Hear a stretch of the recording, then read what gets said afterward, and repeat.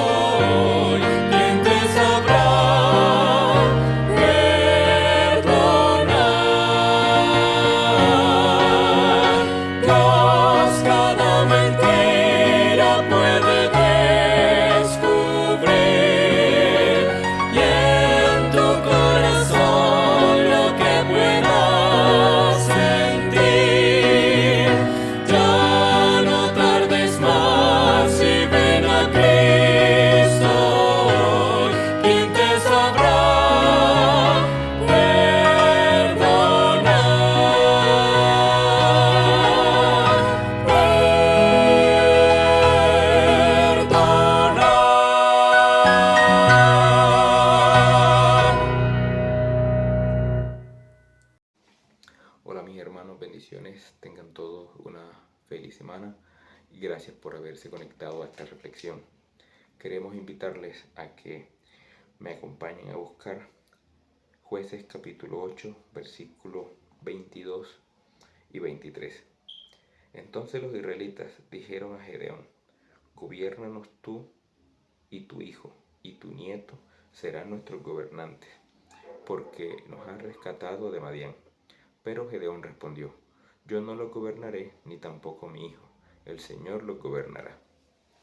Estas, mis hermanos, son palabras que salen de uno de los jueces que tuvo el pueblo de Israel y que de alguna manera entendía qué lugar le correspondía a él. Queremos con con estos versículos en mente, pedirles que nos acompañen en oración.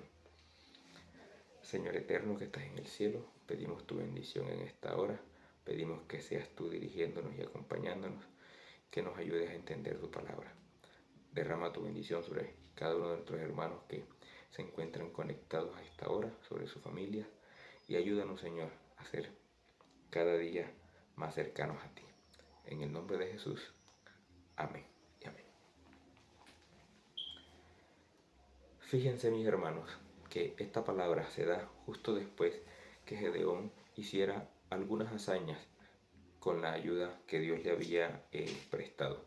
Recordemos que para ese entonces el pueblo de Israel no contaba con rey ni con ninguna estructura militar definida, y eso le permitía, entre otras cosas, hacer lo que ellos quisieran en materia civil y religiosa tal vez, pero también estar como a merced de los pueblos que tenían alrededor. No porque no tuvieran rey en sí, sino porque en la época de los jueces ya el pueblo de Israel había en algunas facciones y en algunos momentos había abandonado al Señor y había abandonado, por así decirlo, el gobierno de Dios. Recuerden que Josué, que de hecho estamos estudiando en estas lecciones de estos días, había dejado una estructura tanto en la adoración luego de la conquista como también en la organización del pueblo. Y esa estructura se fue perdiendo después de la muerte de Josué. Dios, dice la escritura, que después de la muerte de Josué levantaba jueces que dirigían o guiaban al pueblo, y mientras este juez vivía el pueblo avanzaba con normalidad.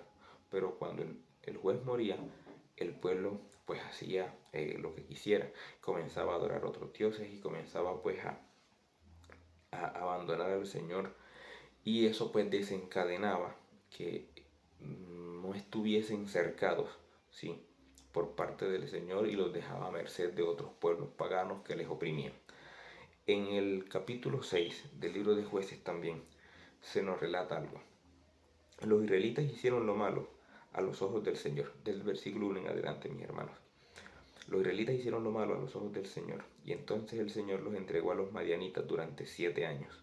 Los madianitas eran tan crueles que los israelitas hicieron escondites en los montes, en las cuevas y en los lugares fortificados. Cada vez que los israelitas sembraban sus cultivos, venían saqueadores de Madián, de Amalek y del pueblo del oriente y atacaban a Israel. Acampaban en territorio israelita y destruían las cosechas hasta la región de Gaza. Se llevaban todas las ovejas, las cabras, el ganado y los burros, y dejaban a los israelitas sin qué comer. Nótese, mis hermanos, que la acción de los pueblos de Madián, de Amalek y pueblos del oriente eran arrasar con la parte energética pues del pueblo de Israel en ese entonces. La escritura aquí nos señala de que los dejaban sin el ganado, sin ni siquiera los burros, y que dejaban a los israelitas sin qué alimentarse. Comprenderán ustedes que cuando un pueblo no tiene con qué alimentarse se hace mucho más débil. En parte, me parece a mí que uno de los mensajes, digamos, resaltantes dentro de la cultura adventista tiene que ver justamente con la alimentación. Uno de los mensajes que normalmente permiten que algunas otras facciones del cristianismo juzguen de manera extraña a los adventistas tiene que ver también con el tema de la alimentación. Aunque el reino de Dios no es comida ni bebida, se me acaba de ocurrir en el momento que algo tiene que ver el alimento con estar a merced del enemigo. Algo tiene que ver el alimento con estar cerca de Dios. Pero bueno, lo podremos mirar en otro tema, solo que se me llamó la atención ahora. Estas multitudes enemigas que venían con sus animales y sus carpas eran como una plaga de langostas. Llegaban en numerosas manadas de camellos, imposibles de contar, y no se iban hasta que la tierra quedaba desolada.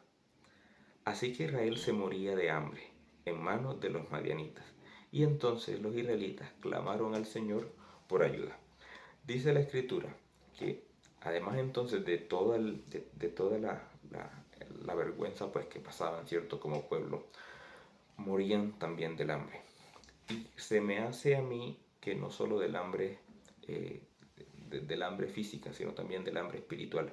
Recordemos, como lo mencioné al principio, que Israel estaba en un periodo donde no tenía quien lo guiara y eso hacía que la gente hiciera en materia espiritual, en materia religiosa, todo lo que se le viniera al pensamiento, que eso incluye apartarse de Dios y dedicarse a la idolatría y adorar pues esos dioses, dioses falsos, acompañados pues obviamente de malos comportamientos, ¿cierto? De pisotear la ley, entre otras cosas. Y en esa hambre espiritual y en esa hambre física clamaron al Señor por ayuda. Cuando clamaron al Señor a causa de Madián, el Señor les envió un profeta, no dice exactamente cuál, quien le dijo al pueblo de Israel: esto dice el Señor Dios de Israel: yo te saqué de la esclavitud de Egipto, te rescaté de los egipcios y de los que te oprimían, expulsé a tus enemigos y les di sus tierras. Te dije: yo soy el Señor tu Dios, no debes rendir culto a los dioses de los amorreos en cuya tierra ahora vives, pero no me hiciste caso. Entonces fíjense, mis hermanos, que la causa de estar desprotegidos no correspondía necesariamente a la culpa del Señor, sino que correspondía a que el pueblo había dejado al Señor de lado y había servido pues a los dioses paganos.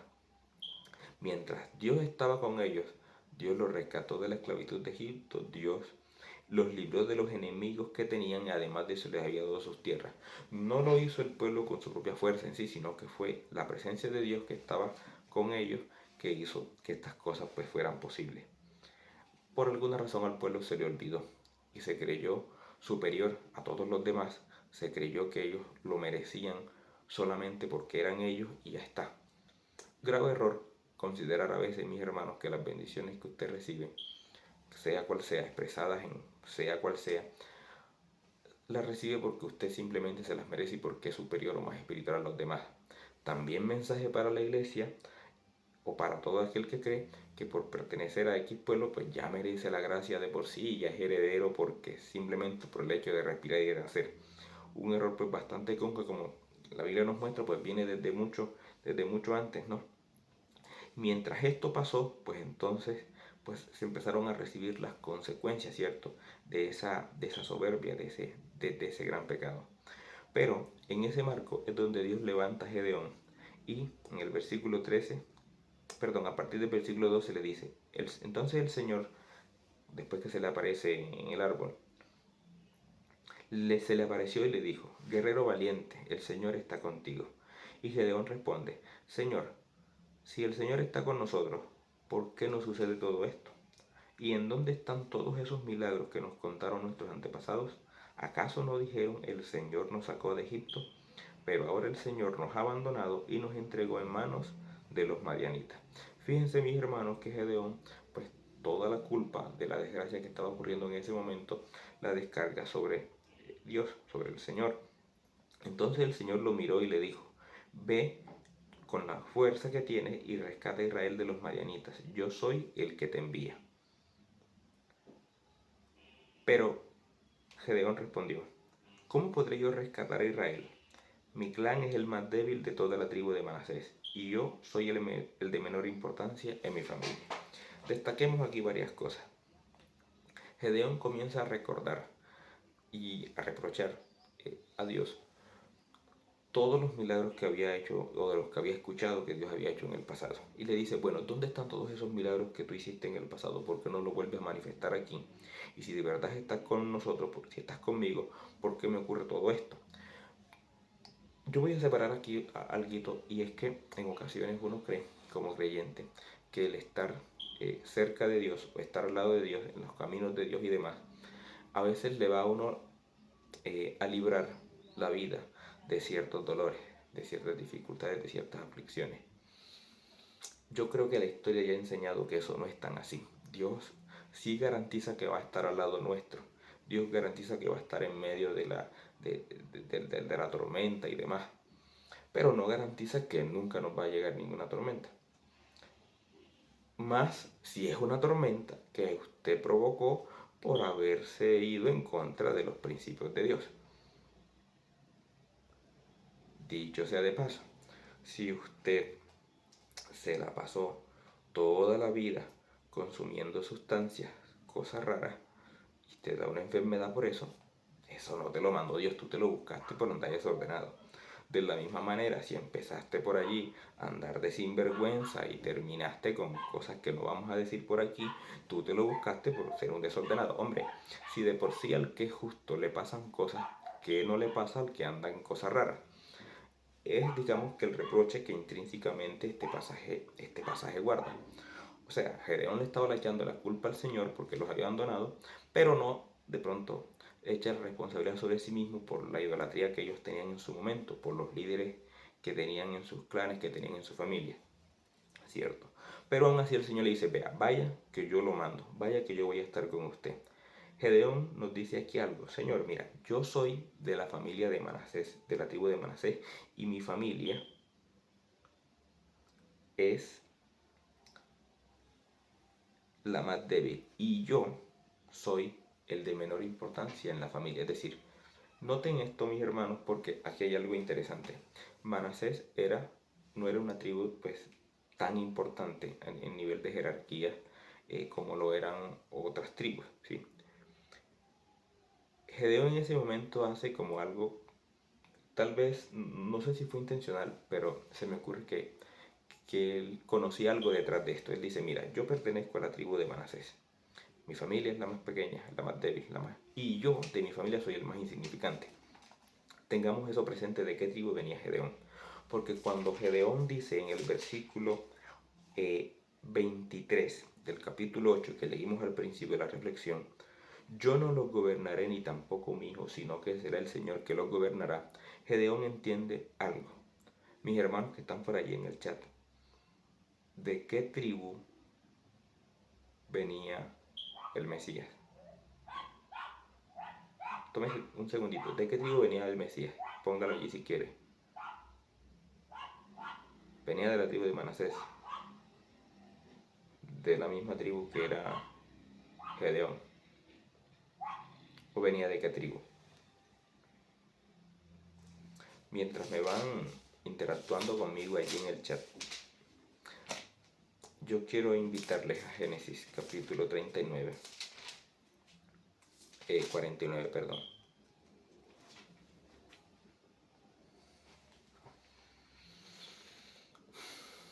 Versículo 10.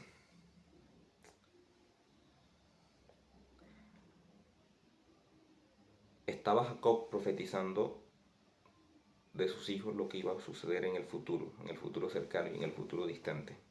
Y a cada hijo que iba a ser representante pues, de una tribu, les estaba diciendo su profecía. Dijo la de Rubén, dijo la de Simeón, dijo la de Leví. Pero cuando llega a Judá, que era el cuarto en la línea, ni siquiera el principal, dice lo siguiente. Voy a empezar a leer desde el versículo 8. Judá, tus hermanos te alabarán. Agarrarás a tus enemigos por el cuello, y todos tus parientes se inclinarán ante ti. Judá, mi hijo, es un león joven que ha terminado de comerse su presa. Se agazapa como un león y se tiende como una leona. ¿Quién se atreverá a despertarlo? Y ojo aquí, el cetro no se apartará de Judá, ni la vara de mando de sus descendientes, hasta que venga aquel a quien le pertenece. Ojo, aquel a quien todas las naciones honrarán. ¿A quién hace referencia Judá? Esta profecía hace referencia directamente a Cristo. En parte, quiero creer, mis hermanos, que cuando Gedeón le dice al pueblo, no, es que yo no los puedo gobernar, era porque él sabía cuál era su lugar. Él era porque entendía que el que debe ocupar el primer lugar, el lugar en el trono, el que debe gobernar nuestra vida, es Dios. Ese del que habla el Mesías, del que habla la profecía de Judá. Y por eso le dice al pueblo de Israel, mire mi hermano, el pueblo de Israel estaba tan agradecido en ese momento que dijeron, vamos a ponerlo como rey. Y Gedeón, espera un momentico, yo vengo de la tribu de Manasés. Y la profecía dice, tal vez no lo pensó, tal vez ni siquiera él sabía lo que estaba pasando. No, yo no lo voy a gobernar, lo va a gobernar el Señor. Es decir, si Gedeón hubiese sentado a ser rey en este momento, sin querer, me parece a mí que se hubiese ido en contra de una profecía, y eso hubiese dado paso a otra barbaridad. Pero mis hermanos, hay algo que a veces llena el corazón del hombre, y yo voy a decir mi barbaridad aquí. Ese cuentecito de andar endiosando a la gente, ese cuentecito de andar endiosando a los artistas, de andar endiosando a los líderes religiosos, de andar endiosando a los líderes políticos, tiene sus problemas. Mire todo el montón de lo que hoy llaman influencers, haciendo y diciendo de cuánta estupidez se les ocurra, de cuánta herejía se les ocurra y el montón de gente que les sigue. En el tiempo de COVID, por ejemplo, recuerdo yo que había un influencer que se ponía esto, en el tiempo del encierro, que iba a los baños públicos de otro país y se ponía entonces a entrar en contacto con la superficie porque no iba a pasar nada y justamente terminó contagiado y un montón pues de seguidores. O sea, ¿hasta qué punto vamos a llegar? Mire, solamente por decir pues esa bobada, pero mire, por ejemplo, cuando un líder religioso que usted admira y que usted sigue, que la iglesia sigue, dice cualquier barbaridad doctrinal, cuando un líder religioso dice alguna herejía, no falta el que lo sigue. Cuando un cantante X cosas dice alguna barbaridad referente a la música y a los ritmos esos raros que quieren introducir dentro de la iglesia y que ya están, bueno, más famosos que quién sabe. Pero ¿cuánta gente no lo sigue? En parte, mis hermanos, es por ese cuentecito de andar endiosando a la gente y andar teniéndolos por allá. Un ser humano igual a usted, un ser humano igual a mí. Ese puntico fue lo que llevó al pueblo a perder de vista que ya estaban pues de por sí descarriados, pero a querer pretender que un hombre los gobernara cuando el que tenía que gobernarlos era Dios. ¿Sí? Y eso va demostrando quién era el que estaba ocupando el primer lugar en la vida de ellos. Eso va demostrando, esta actitud tan insignificante aparentemente, va demostrando quién era el que los estaba gobernando a ellos. O sea, realmente ellos no querían que Dios los gobernara, querían que los gobernara un hombre que por el momento les proporcionaba algo de seguridad. Pero mis hermanos, vemos que no siempre uno busca que lo gobierne otro ser humano. En ocasiones, si alguna vez usted ha leído la historia del joven rico y la historia del buen samaritano y del doctor de la ley que estaba allí escuchando la historia, se da cuenta que, por ejemplo, al joven rico quien lo gobernaba era la confianza que tenía en las riquezas que por gracias a Dios tenía, que ojalá todos las tuvieran. Pero la confianza que él tenía las tenía en las riquezas y eso era lo que gobernaba su vida, esa confianza. El doctor de la ley que escuchaba la historia del buen samaritano, que por temas de tiempo no lo vamos a leer, pero que está por allá en Lucas capítulo 10, versículo 30, que ojalá usted se dé un ratico a leerla, quien gobernaba su vida era el orgullo, no era necesariamente otro hombre. Pero ¿quién está detrás de todas estas cosas? Al final otro hombre, el enemigo, ¿cierto? Fíjense mis hermanos, y voy a continuar leyendo, lo siguiente. Gedeón dijo, yo no quiero ser rey, pero hagamos algo. Versículo 24 del capítulo 8. Sin embargo, tengo una petición que hacerles. Cada uno de ustedes me dé un arete del botín que recogieron de los enemigos caídos. Dice la escritura, como los enemigos eran ismaelitas, todos usaban aretes de oro. Versículo 25, con todo gusto le contestaron. Así que extendieron un manto y cada uno de ellos echó un arete de oro que había recogido el botín. Todos los aretes de oro pesaron unos 19 kilos, sin contar los ornamentos reales, ni los pendientes, ni la ropa de púrpura que usada por los reyes de Madián, ni las cadenas que sus camellos llevaban en el cuello. Yo quiero que miremos un detallito aquí. Él dice, bueno, yo no quiero ser rey, pero quisiera algo. quisiera alguito. ¿Qué quisiera? Bueno, quisiera que cada uno de ustedes me dé un arete, obviamente pues de oro, ¿cierto? Un arete de oro. Dice que extendieron el manto y cada uno echó un aretico de oro y que recogieron de un botín un aproximado de 19 kilos de oro. Yo no sé si ustedes se acuerdan, y ahora que estamos estudiando en la lección el libro de Josué, vemos que antes de la conquista y las tomas, ¿recuerdan para quién era el oro en las conquistas?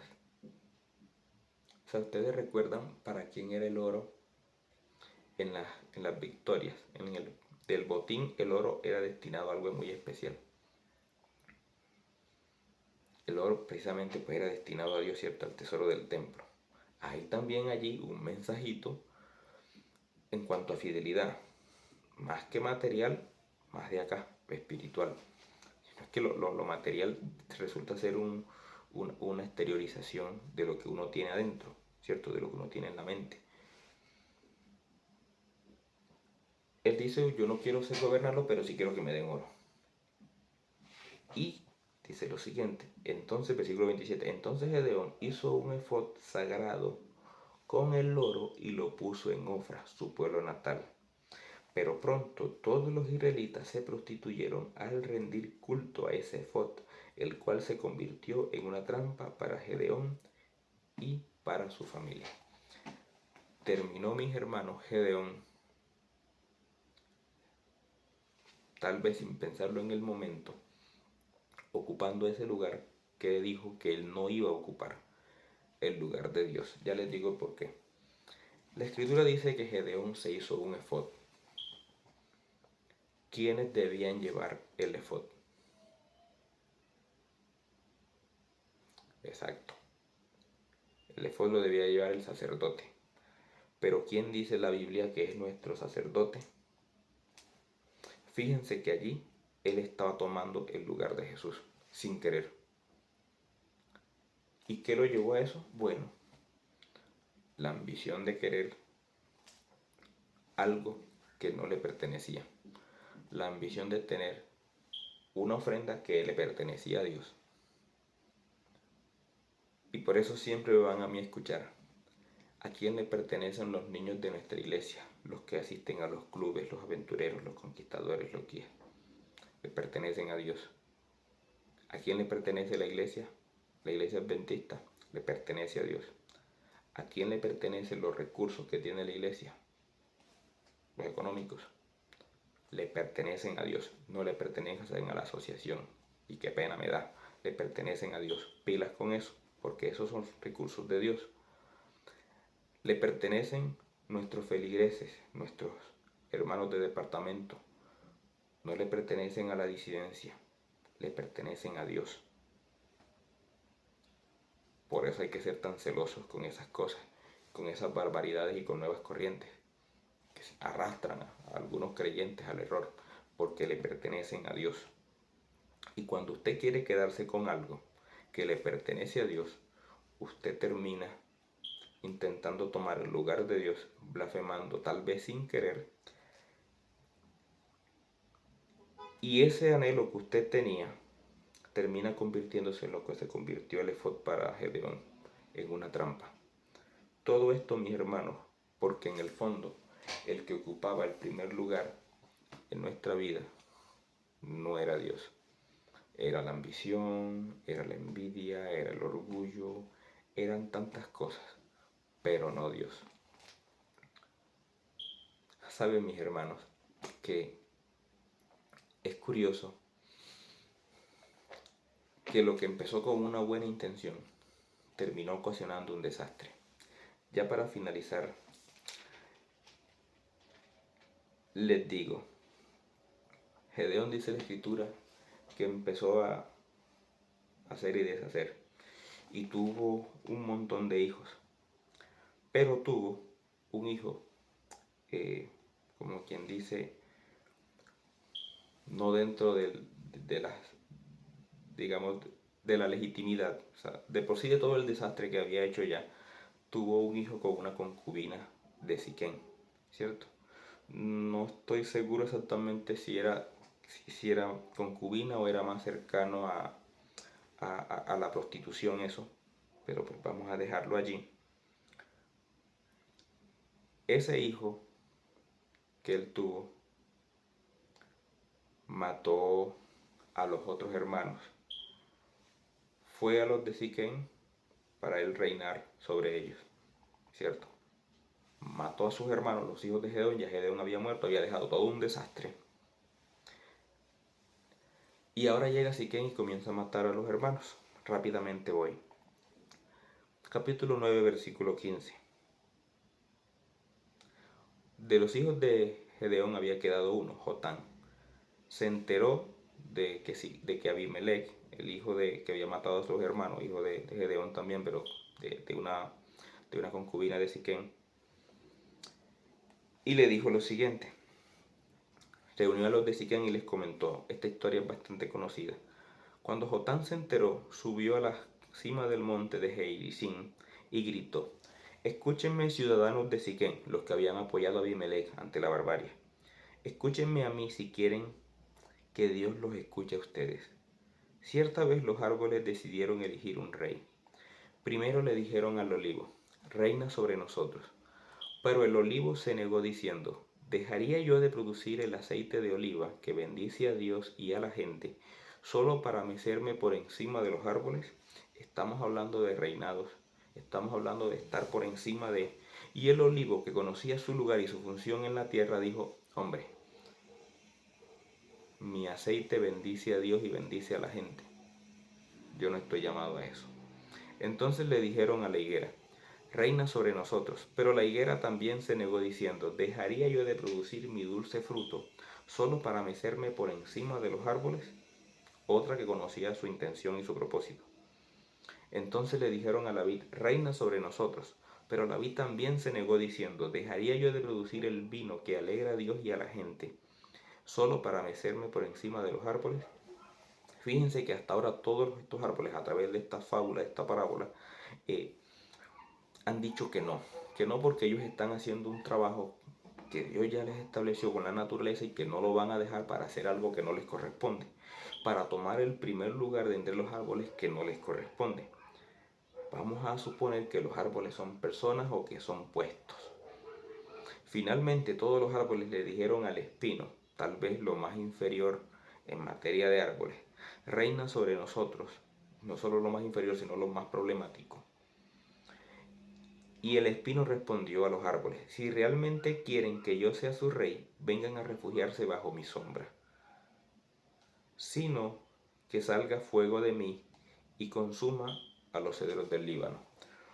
Una sátira, porque no se caracteriza el espino en sí por querer dar sombra. El espino se caracteriza por ahogar con su sombra las otras plantas, robar sus nutrientes de la tierra, eliminarlos a ellos y quedar él. O sea que los árboles, por querer poner en un lugar que no les correspondía a cualquiera y no al que debería ser, escogieron al peor. Y el peor les dio una opción. Si no es así, si ustedes no se cobijan debajo de mi sombra, o sea, que daba lo mismo, igual a morirse, que salga fuego de mí y los consuma. ¿Qué puede salir, mis hermanos, de algo a quien usted pone a reinar en su vida? Pues fuego que lo consuma.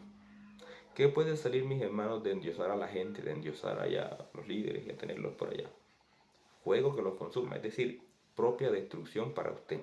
¿Qué puede salir y qué puede pasarle a una iglesia que comienza a reemplazar a Dios y a poner otras cosas?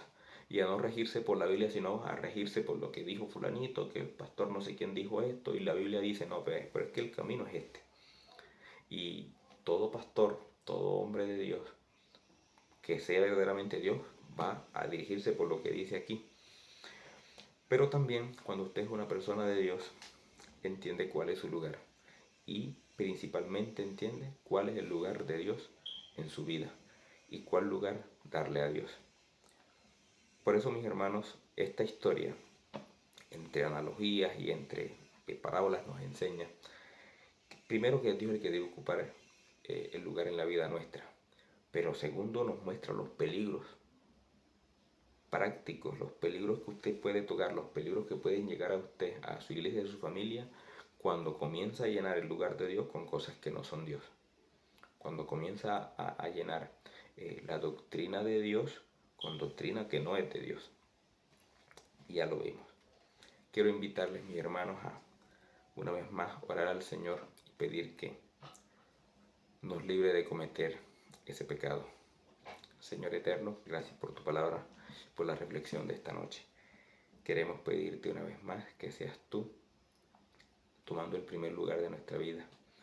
Que seas tú, Señor, desplazando aquellas cosas que no tienen nada que ver contigo. Desplazando la música, desplazando las corrientes que están alejadas de tu verdad. Desplazando, Señor, las cosas malas que uno piensa, que uno hace, y reemplazándolas por cosas que provengan de ti. Ayúdanos a ganar esta batalla espiritual, así como ayudaste a Gedeón a liberar al pueblo.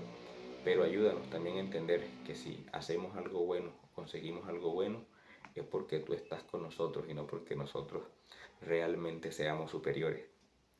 Ayúdanos a dejar a un lado tantas cosas malas que nos separan de ti y que incluso hacen que otros hermanos o amigos se separen de ti también. En el resto de esta semana pedimos tu bendición. En el nombre de Jesús, amén y amén. Que el Señor les bendiga, mis hermanos, y que tengan una feliz noche y un feliz resto de semana también. Gracias por haberse conectado una vez más.